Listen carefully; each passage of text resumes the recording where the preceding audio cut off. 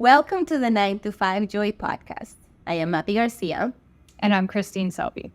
We're on a mission to make the workplace more joyful.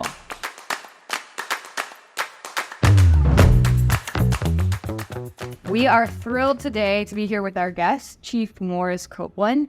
And Mappy, Morris, I'm really excited about today. It was actually another one of our guests who recommended, they thought that you would be a really good person to interview. And I was like, oh my gosh, Morris Copeland would be perfect because he emanates joy. I think that's something that you totally do. So I'm going to share just a little bit about your bio, and then I'm going to ask you to share a little bit about your journey. So Chief Morris Copeland is the Chief Community Service Officer for Miami-Dade County. He took on that role in 2020.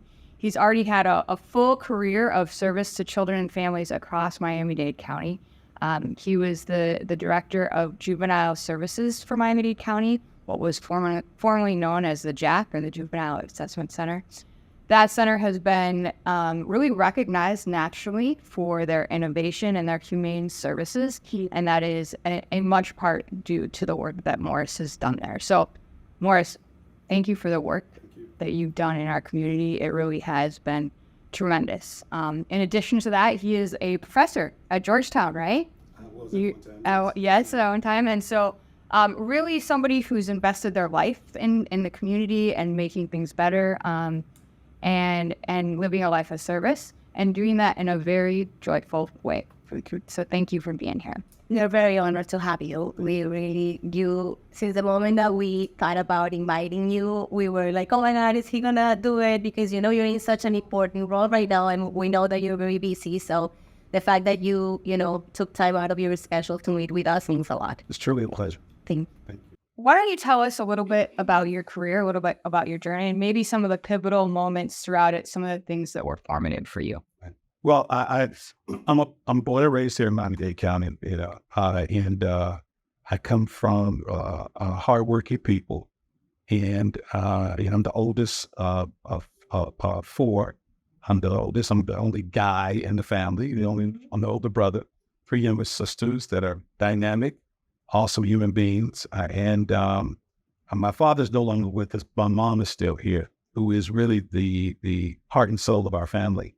And, coming up as a young man, I've had numerous experiences where I had to make decisions in my life. And I remember one instant that was, it was a matter of life and death for me when I was 14 years old.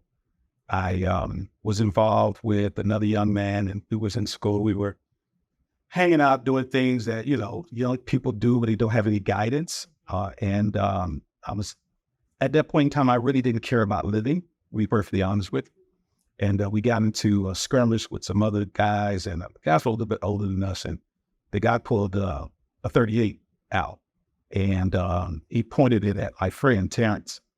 And at that point in time, I was on the bicycle, and I threw the bicycle down, and I stepped in front of the guy. I said, man, you got to shoot him, you got to shoot me first. And I told him, I said, pull the trigger, pull the trigger. I can remember seeing the gun barrel, and I could see the bullets, and I wasn't afraid. I was really prepared to leave this place. But I remember a lady grabbed his arm and said, don't shoot him, don't kill him, don't kill him. And he chose not to pull the trigger. And from that point, we got on the bike. I told Terry to get on the bike and let's go, let's leave. And when I took him home and I went home, I sat in my bed and I thought about what just happened. And I was like, wow, if that guy would have pulled the trigger, my mom would have been devastated. My sisters would have been devastated. My teachers, my uncles, my aunt, all my everybody would have been devastated. And I did not understand how crucial that moment was. It was a watershed moment for me. And I thought about it that night. I did tell my mom and my dad what happened, but I got on my knees that night. I prayed about it. And I said, you know what, Harsh, you can't put yourself in this situation anymore. So that next day, I stopped hanging around with that guy, and I started focusing on coaches, teachers, and listening to people, and all of the positive things. I started looking for those things because I said this was not going to be the end for me, because I know how much they would hurt my mom and my sisters and my whole family, really. So that was a moment for me that I changed everything about how I thought and what my future was, because I thought I wasn't going to make it to 21 before then. I'm just being perfectly honest with you. So that kind of catapulted me in the area of trying to look for help, right? And then what was happening is, in my efforts, people started acknowledging that I had something to offer, because I didn't know I had any talents. I really didn't. But people kept pushing me to do stuff, pushing me to run for senior class president. The coach made me captain of the football team. I played football, I ran track, and I started feeling I was good at this stuff, right? And then it's just started snowballing, and I ended up getting a college scholarship, football scholarship. A lot of schools wanted me to play for them, but I ended up going to the University of Colorado. I chose the University of Colorado. The fact that I had an option I never thought was going to be the possibility, even just to play football. So I went out there and I made some great strides in terms of learning who I was, because I didn't know who I was at the time. And a professor by the name of Mr. Miles, Dr. Miles, this class really transformed my mind about who I was as a person, because I didn't understand why I was being treated differently because of the color of my skin. And as I walked around that university, I didn't see many kids that looked like me. And I was like, well, these people are living these lives and everything seems to be wonderful. As I talk to them, their lives are very different. And I said, well, what's the difference between them and me? And as I continued to ponder, I found it wasn't no difference other than opportunity and expectation. They had opportunities and the expectations for them were very high. So I said, I got guys in my neighborhood that could run circles around me in terms of their intellect and of their athletic prowess. They just didn't have the ability to make those changes in their life. And so their life took a different trajectory. So understanding all of those aspects of my life and my upbringing and the survivor's guilt that I dealt with for so many years about the young men that I knew that were kinder, smarter, or talented, they didn't make it. So I said, I got to do something to rectify that issue. I got to bring more attention to that issue. And so I was Black Students Vice President. I played some fraternity. I still was while playing football. We moved the needle. We did a lot of stuff trying to get the University of Divestment South Africa during the time when the Mandela was in prison. So all those things really got me invigorated in terms of the power that we have as individuals to move people right in the right direction. So that was just a taste of what I was just experiencing as a young man, trying to figure out who I am. And so when I graduated, I had an opportunity to go into the corporate world because they recruit, and I said, I can't do it. I just can't go into an office and just make money and do this stuff because that's not fulfilling to me. And I said, I have to do something to rectify the situation, the issues, and the challenges I experience for young men and young girls, young women in my community. So I decided to come back, and I chose not to do it. And I came back and started working for HRS, Health and Rehabilitative Services. And I mean, the rest is, I can't believe I'm sitting here, right? Coming from those challenges and understanding, but every step of the way, it was never me. It was people that saw something in me that I didn't see in myself, right? And they helped me, they pushed me, they guided me, like that Dr. Miles that I mentioned, right? Professor Miles and many others, right? And so my parents and all these people just kept pushing and pushing. And I was like, wow, man, this is amazing that I'm being paid to help create a better environment in my own community. That's a blessing. What more can you ask for, right? And so it just mushroomed and mushroomed and mushroomed, and people saw, I guess, my heart first, and then they understood I had some intellect. I was smart, I guess. And it just really, really created an environment for me to do things I'll do.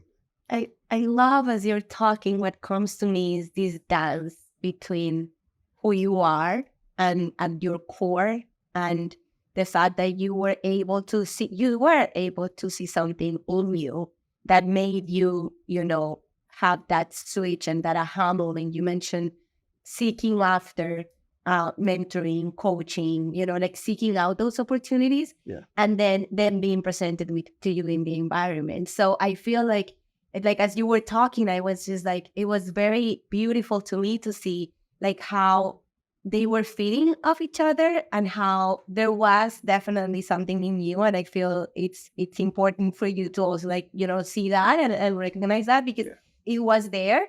And then you were able to seek out and to identify those opportunities around you that then allow you to get to know yourself better. I feel that idea of like knowing who you are and what you're passionate about and what moves you is key when we talk about joy in general, but specifically joy at work. Like we this idea of being purposeful, and it's very difficult to have purpose if you don't know who you are or what moves you. So thank you for sharing all of that. Thank you. Yeah. And you spent your entire career in social services and local government. When you look at that, and I think some people would say, oh, maybe those aren't the most joyful environments. Maybe there's tough stuff. And even when we were talking a little before, you said there can be things about these environments that are challenging. There's real challenges, both real challenges and challenges we make up, right, as people. When you look at that career, though, what have been some of the most joyful moments, and what do you think contributed to those moments? Well, I think that no matter who you are, where you're from, you're going to have challenges in your life. People don't talk about their struggles very often, but believe me, they have struggles. And I think sometimes we forget that the common thing that binds all of us as human beings is the fact that we all struggle. We all have stresses. We all have issues, no matter what your religious, socioeconomic background, whatever. It is a common theme that trouble is going to happen. Problems are going to come because it's just being human, right? And so I always have tried to focus on that, the commonality in human beings, and focus on those things that bring us together rather than separate us.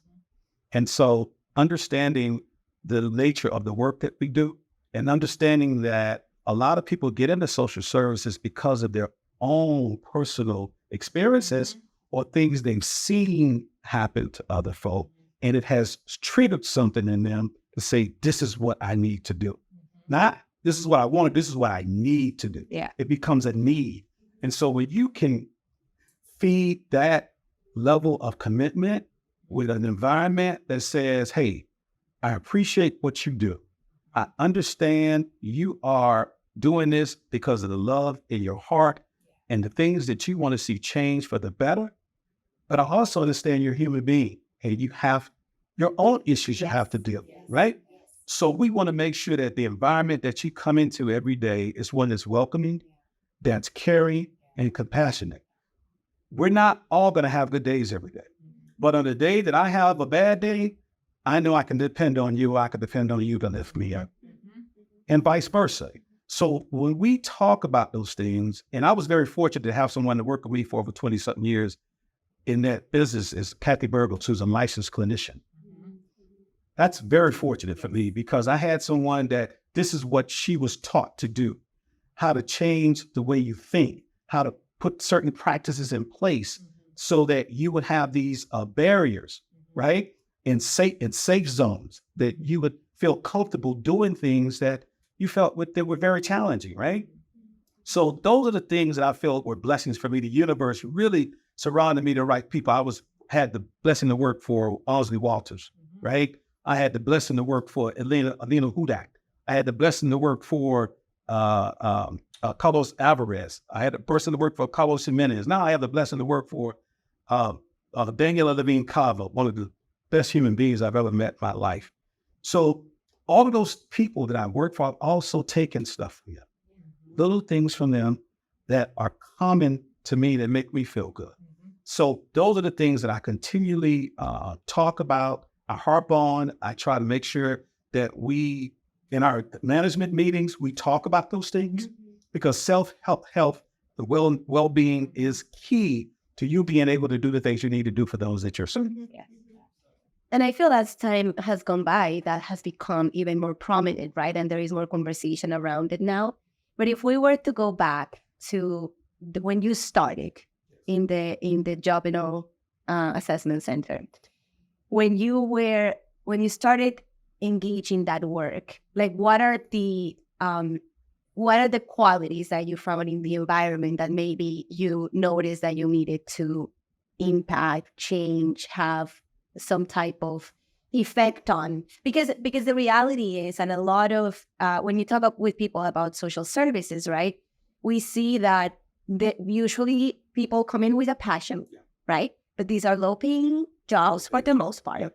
And then the structures and the processes, and there are gaps, right? It's very much so. So, and I found that maybe those gaps make it more difficult to be able to nurture that environment of joy and well-being. So if you were to think back to when you were like in the trenches, like starting your career, what were the things that you feel made a difference for you? Well, I was very fortunate to go through the CPM program at Florida State, right? And there was a book, and it was a long, arduous process that needed, but it was a wonderful experience for me to have the opportunity to get that level of education.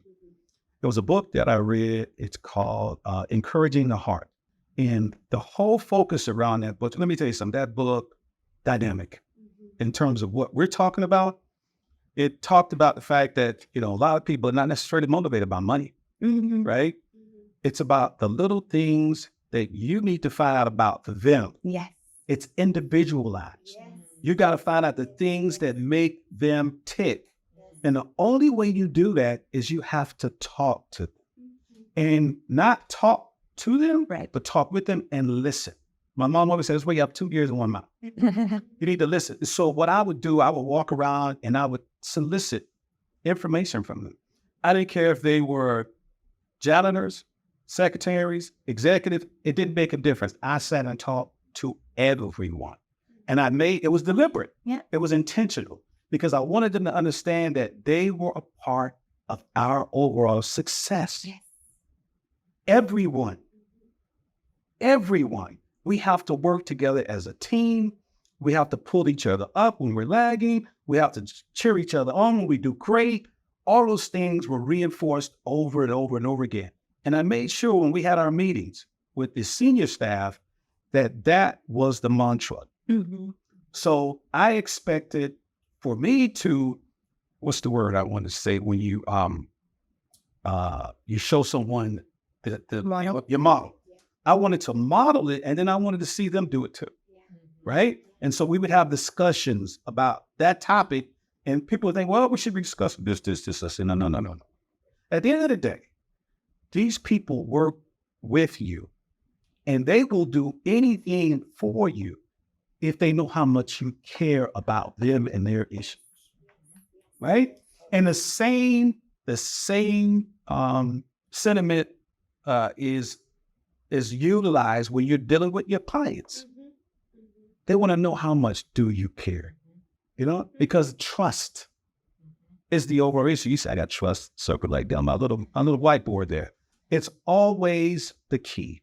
And the only way people are going to be able to do that, trust you, is if you have to be consistent and you have to show that you are serious about your intent.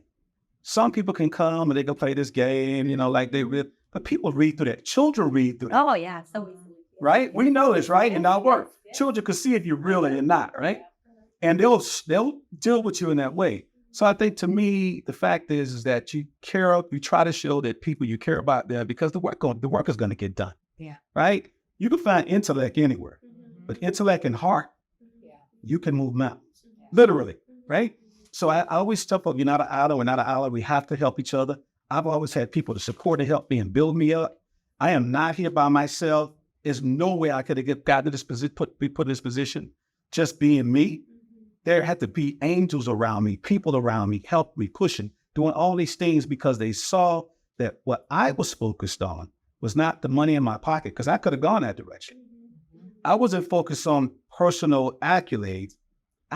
That doesn't do anything for me. Perfectly honest with you. To see somebody prosper, to see a person come out of their shell, to see a young person go on to become great, be the best person they could be. Not my expectations, but the best person they could be. That is priceless, right? And so those are the things that I constantly preach. I constantly talk about, and I practice. And I think when you do that, people will say, you know what, he's authentic or she's authentic. I know what this person's talking about this, they mean it, right? And so those are the things that I think have given me a lot of political clout. And people trust me when I say I'm going to do something because I make sure I follow up. And if I can, I'll tell them why. But those are the things that I think have given me, have really blessed me and given me the opportunity to sit in that chair and have the trust of the mayor, this wonderful mayor, to give me this opportunity to work in the capacity that I'm working. You're touching in such important points because this idea of authenticity, showing up and showing up consistently. And what comes to mind for me is, you know, when you are engaged in work that is so challenging, right? Where you have days where you probably felt like this is not the way I want things to go. This result is not aligned with what my heart is in. Yeah.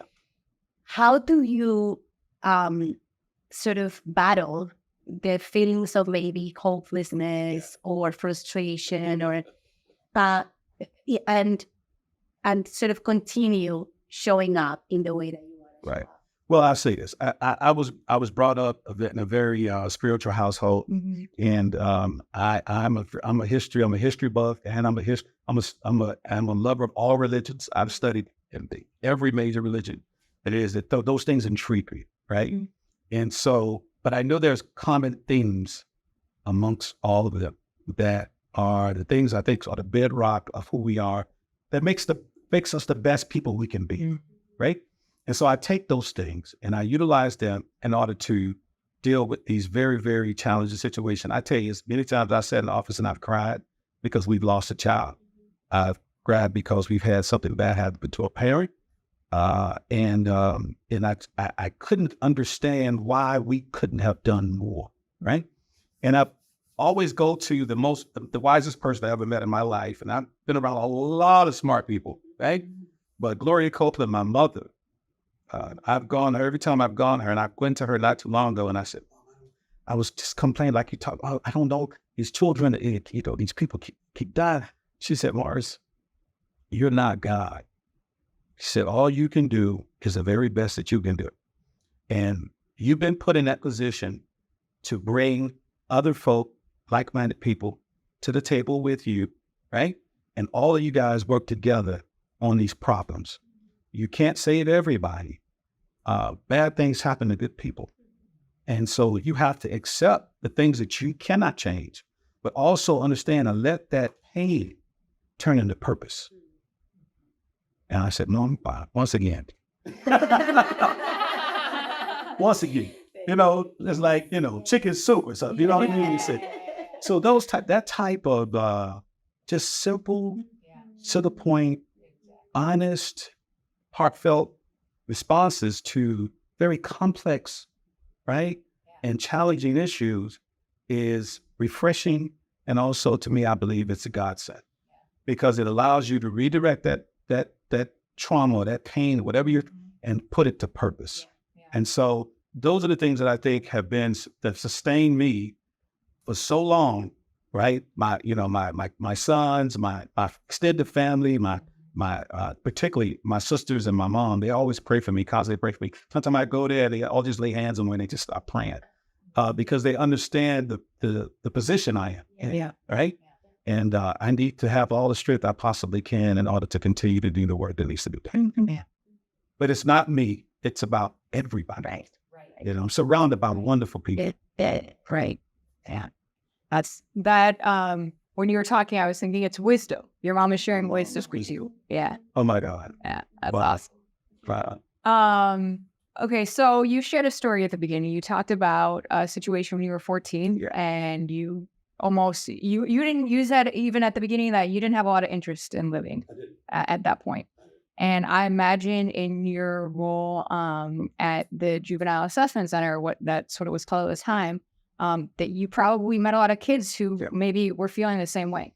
Like at that point, for whatever reason, circumstances, they were dealing with the juvenile justice system, and they're looking at life and, I can imagine there's a lot of reasons to feel hopeless. Yeah. So what types of advice would you give them? Like if they were sitting here now, what are the things you tell somebody? Because I think as I was thinking about that, I was thinking we all can relate to that in some way. Yeah. We've all had things in our life where we've looked at it and we've thought like, is there any hope left for me? Yeah. And when you think about the idea of joy, you kind of have to have hope, right? It's hard to have joy if you don't have That's the hope. key. Yeah. So what would you share with people who maybe are looking at things and saying, Let me give you a perfect. I'll never forget this child. He was 11 years old, and he had come in. He was breaking into people's homes. That's an 11-year-old child. Breaking homes, and so he was a little itty bitty something, right? And so they were dealing. I didn't know I was upstairs, and they called. When we ever get a young child, they will always call me, director. We got anybody 12 and under. We try to get them, we're unarrested. We have the police, we call the state attorney. No, you're not putting this child through the system.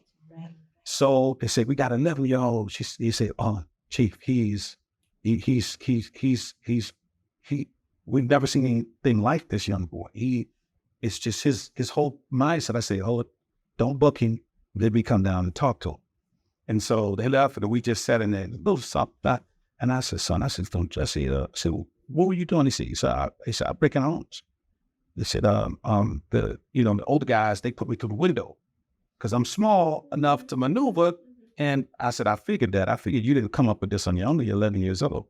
I said, don't you know that breaking in someone's home is the most dangerous thing anybody can do, adult or a child, because people have their weapons and they can. He said, sir, I really don't care about living and dying. Oh my God. 11 years old. I sat there for a minute. I was stunned because I went back and I kind of, tears welled up in my eyes because I was like, this child he has no hope. He has to hope. He wants to leave this place.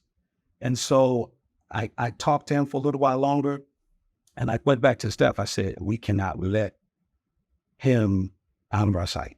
We got to continue to sit with him. We got to keep him in our view, because we didn't know what he was capable of. And we need to get our conditions down here as soon as possible to start working with him. We called the judge. We went all out because we knew that the situation was so dire for him that somebody not understanding the dynamics of who this child was going to say, okay, well, let's just send him back to where he came from.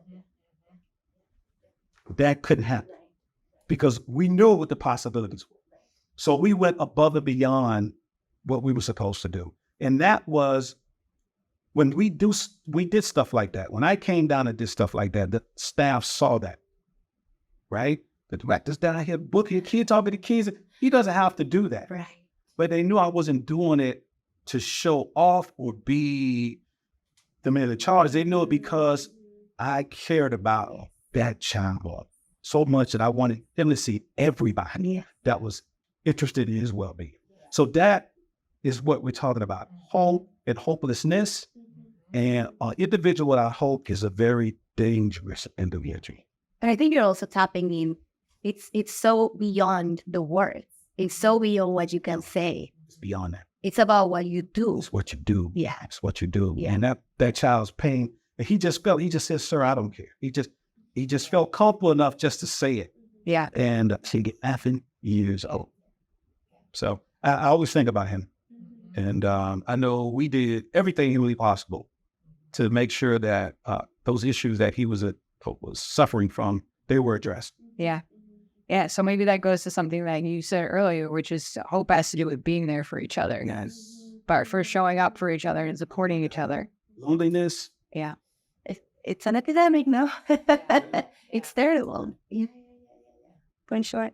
I was thinking, and this is just something that's occurred to me as you're talking, but so there is this level of what you have been aware of and what you have put out there to, fulfill your purpose, to work the way that you have, figure out how to really engage with people and go through this. And you're really lucky to be surrounded by a team of people who are aligned with that, right? Wonderful human beings. At the same time, I would guess in your career, you've also probably had instances where you had to deal with some of the politics or, like dynamics that were supportive of the work that you were doing. Talk to us a little bit about that, and especially when it came to people that had more power than you. Very, very good question. And let me tell you what we experienced when we started doing this work, particularly in Juvenile Assessment Center, when Walmsley Walters, I was the deputy director, she was my boss, unbelievable human being, and a mover to shaker, right? And there was a lot of people that felt that what we were doing was going to increase the number of children in the system. They felt that it was going to create, we already had 300 children a day sitting in the detention center. They felt it was going to be 400 or 500, And then I could understand what they were concerned. And we do something new, everybody's kind of afraid and scared about the outcome. But just the opposite happened. What we were able to do was to change law enforcement's mindset. And let me tell you something. That's not easy. That's not easy. Yeah. I got some great friends that work in law enforcement. I mean, but it's, they have to do their job, right? But they are human beings just like everybody else. And we were able to make the case to them that we did business just a little bit differently, that their outcomes would shoot through the roof, and that they would be able to deal with the real crime, the real criminals out there, instead of this kiddie stuff. And so we were able to really set up a process and whereby we said, we will do this and you do this and watch the results. And they trusted us. The public defender, the state attorney, the police director, all the municipalities all signed off, right? That's a big deal. That's a big deal in Miami. It was revolutionary. Yeah. And we went from 300 children a day in that facility to under 100 a day in that facility. We went from 22,000 children being arrested to maybe 4 years ago, 2,000 children being arrested. So when you see progress like that, and you understand it wasn't one person, it wasn't one organization, it wasn't disparate, it was a collaborative effort of everybody thinking about how this affects them as a human being.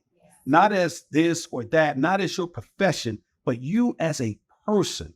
How does this affect you? How you put yourself in the children's shoes? You put yourself in their parents' shoes.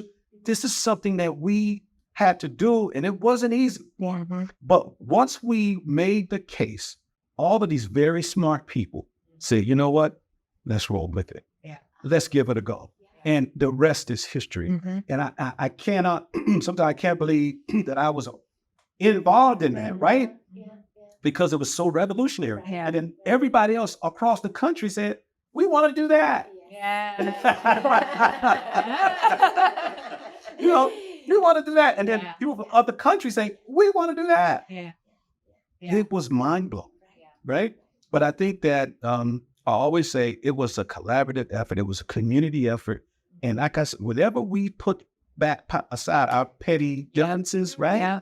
If we leave our egos at the door, and I always say, I always used to begin the meetings, I say, guys, all of us have to give up some of our power. So you got to trust. Yeah. And we're going to deliver, but you got to trust us. So those are the things that I know that have given us the ability to move the needle. Yes. And people respond to success, right? They like a winner. Yeah. And so we've been able to show our track record. And so now when we ask to do things, it's like, hey, these guys, thumbs up. Right. And so we just have to make sure that we're not doing it for our own self-gratification. Yes. We have to make sure that what we're doing is at the end of the day is going to move the needle to make life better for everybody. Right. And I think about the process, something that I just want to highlight because I think it's so important and we miss it sometimes is as you were talking about how you got there, you said didn't use these words, but what I got was we drafted this plan. It was out there. Yeah. We signed up on it. Yes. We were looking for these outcomes, So I feel that when you have these sort of external neutral, right, element of documenting and identifying what your role is, how do you play in the process, then it's not about me, right? It's not about the process. It's not about the people and the personalities and the egos and the roles and who takes the credit for what. it's about like, this is the process. This is what we're gonna follow because we want to get. We want to get there. We had clear metrics. Yes. We measured everything. Yes. We had the best researchers in the Yes. business. So all of the stars aligned, right? And I have to tell you, it was us as a community that made it happen. The Children's Trust, everybody pushing in that one direction. The school system, the superintendent, everybody. So when you have something like that, man, you got, you're gonna really succeed, or you're just gonna bomb out. Right? But at least we're all together in the All together. All together. and we need to replicate that in our area. We have to. in a way. Well, we have done it in other parts of the country. Yes, Yes. that's amazing. That's amazing. Oh gosh. So obviously you've talked some about this, but as you see your role within government, right? And when you think about the different industries that are in the county. So one of the things that we really wanted to do with this podcast was make it sort of industry agnostic. We wanted to talk to people in different industries to get sort of ideas about how we support well-being. And really, I think we're really tapping into this whole idea of human sustainability in the workplace.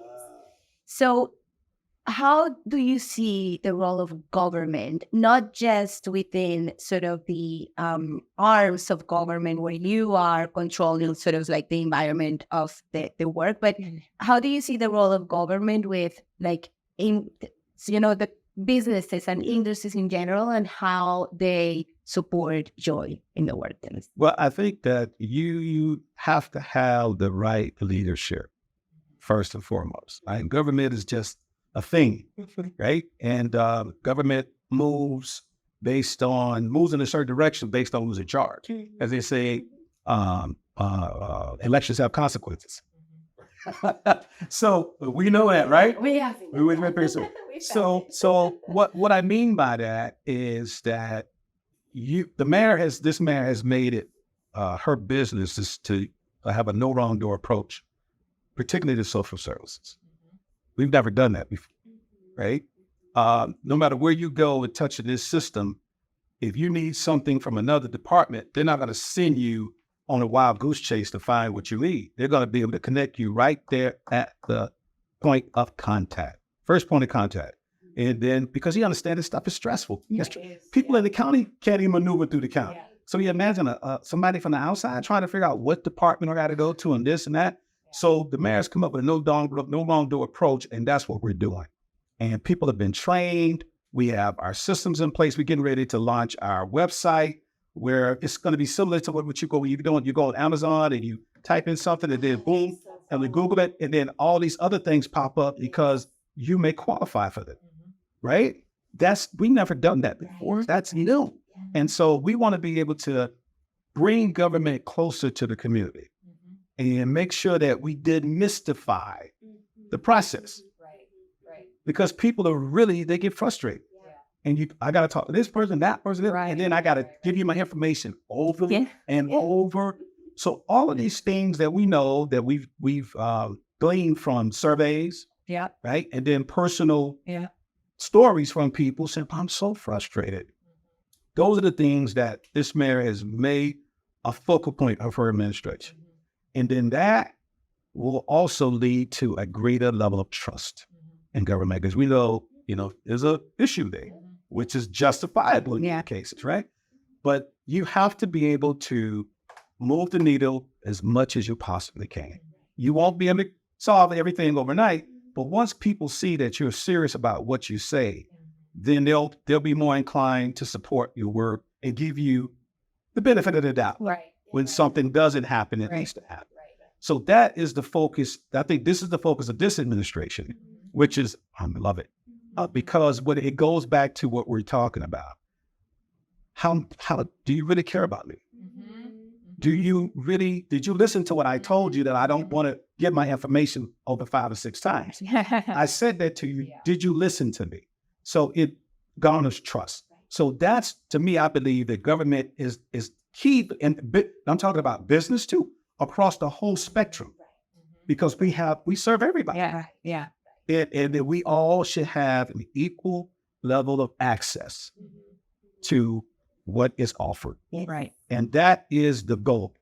And I know the other mayors, they wanted to do this. This mayor is doing it, literally doing it. And I think that we're almost at that point where we're going to say that this is basically her administration, she is fully implemented the no locked door approach to receiving services through the social services portal. It just reminded me of a conversation I was having yesterday about, how much we let sort of, limiting beliefs with these ideas of, oh, that's just so hard. Like, this is just the way things are, these are, and then we get stuck on the thinking or planning or considering these or the other. And sometimes, not sometimes, I think in general, you just need to move to action. And as you move to action, then you may make a mistake here. You may have to redo that. You may have to change course a little bit. But I feel that that's really what makes the difference. And then also, as you're acting, as you're being intentional about it, and as you are, putting out things around the thing that you want to achieve, then you show others. There you go. People see that you do what you say. Yeah. Then they know you're trustworthy. That's somebody like to bid down. Even if things don't go right, they'll say, "Man, they tried." Yeah. Yeah. But the key is to be honest with them. Yeah. And to me, that is the most important thing that we can do for for people that we serve in this community, is to let them know the truth. Yeah. And if it's not going to be something that's going to be favorable to them, to them, let them know. Yeah. Because people can take that. Yeah. They don't want you lying to them. They don't want you giving them false hope. Right. Hope is great.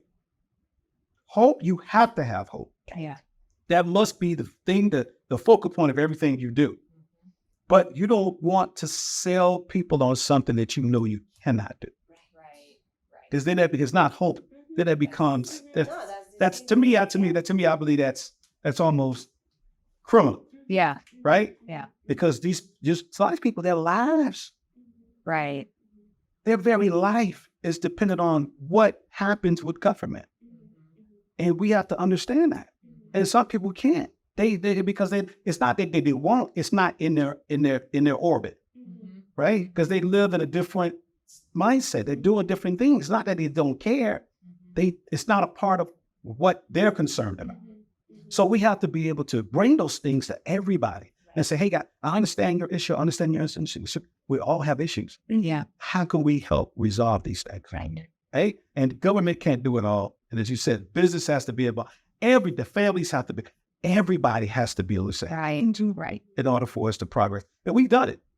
We've done it. So I'm very hopeful. Yeah. I'm very hopeful because we have some wonderful people working in government. Wonderful human beings that want the best for everybody. Yeah. Right? And those are the people that I cherish, and I pray that they're healthy, they can think straight, they have the support that they need to deal with their own issues. Because at the end of the day, they got to make it happen for everybody. Right. So I'm very upbeat about that. Yeah. So you've mentioned a lot of qualities that leaders should have or should nurture to be able to contribute to this idea of wellness and joy. But if you were to tap into the one thing that you feel leaders independently of in what capacity they're functioning or one industry, but one thing that you feel leaders is a must to be able to build that trust and to empathy. Empathy, compassion. Those things, they transform people. Yeah. They say you walk a mile in my shoes. I mean, that it's done it for me through my entire life. I've learned from everybody. I've been around people that money is not even an issue, but they have challenges in that life, right? They're just different, but they have challenges. So we have to understand that we're all connected. All connected. And the way that we begin to make those engage, right, is that we have to have empathy and compassion. and try to open ourselves up. A lot of people are afraid to do that because you're vulnerable, right? Right. Right? Yeah. Vulnerable. But at the end of the day, we cannot move forward separately. So we understand that people have to know how much you care first. Yeah. Then we have to make sure that we do that. Yeah. Right? And to me, it's not hard for me. It brings me joy. Yeah. It brings me joy to do that. And I know it and everybody can do it. I've seen people do it. Yeah. We just have to everybody has to give people the license to do that. Yeah. Yeah. Right? It's not a sign of weakness. I feel it's a superpower that we have, because what it does, it breaks down barriers. It tears away all this foolishness, all this stuff that we create, right? To keep us separate. And people make money from that. People, it's all, I play college football. That guy is not your buddy. You have to attack him, right? He has on a different uniform. He plays for a different school. You get me? And that stuff is drilled in you since you were like this. So it's not an easy transition. And most people will think it's a win-lose. We're about win-win. It's about winning. And we have to think that way. It has to be deliberate. Morris, this has been a great conversation. I really enjoyed it. You brought in so many different parts of joy and how it happens. And I think like the biggest thing that I've heard is like, it comes from the heart. Comes from the heart. If you had 30 seconds, you're talking to a room full of leaders. You just talked about empathy a little bit. But what do you, and they're saying, how do we create joy in our culture at work? We have to be intentional about it. We have to find out what moves people, what motivates people individually. Okay? We have to really get to know our workforce. And you'll be surprised. You get some outstanding ideas from people, regardless of what status they have in the organization. They have something to offer. They have something to bring to the table. And we just have to be willing to accept the fact that everybody is everyone.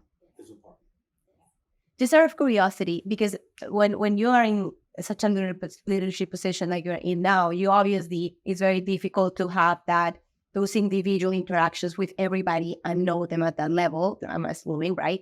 So how do you work with people that are managing others, or what do you have strategies or products or things that are specific about that? Yes. The things that I talked about for the book, for the courage and the heart. Yes. That's what the whole book is designed just to do that, to work with large organizations, right?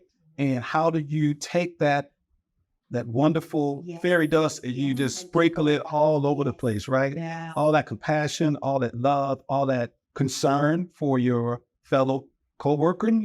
It can be done. It's been done. You just have to be deliberate about it. Yes. The same way you disseminate information, the same way you send people to trainings, and that should be a part of your training. It should be it embedded in what you do. Yeah. That's the way you invest in your workforce. Yeah. Not an extra, not a side. No one's a year. No, this has to be a part of your workforce. And I've read numerous little excerpts from the New York Times and other about companies that do that. Yeah. Right? And they're very successful, extremely successful. But it just has to be intentional. Yeah. It has to be intentional, and someone has to find value in that process. Yeah. At the time. Right. And then make sure it extends all the way through your organization. Yeah. That was wonderful. I love that. Yes. Thank you, Morris. Thank you. Thank you. Thank you so much. We appreciated this conversation. Conversation helped me, I'm going to tell you. I'm retiring now. I feel like I should retire. I should stay. I'm even though we had open for a third. For sure. Thank you so much. And thank you, our listeners, for listening. And we hope you enjoyed the conversation as much as we did. And we want you to engage with us on all the social media platforms. So LinkedIn, Instagram, 9 to 5 Joy podcast. Please chime in, leave your comments. Let us know if you enjoyed the episode. And spread the joy.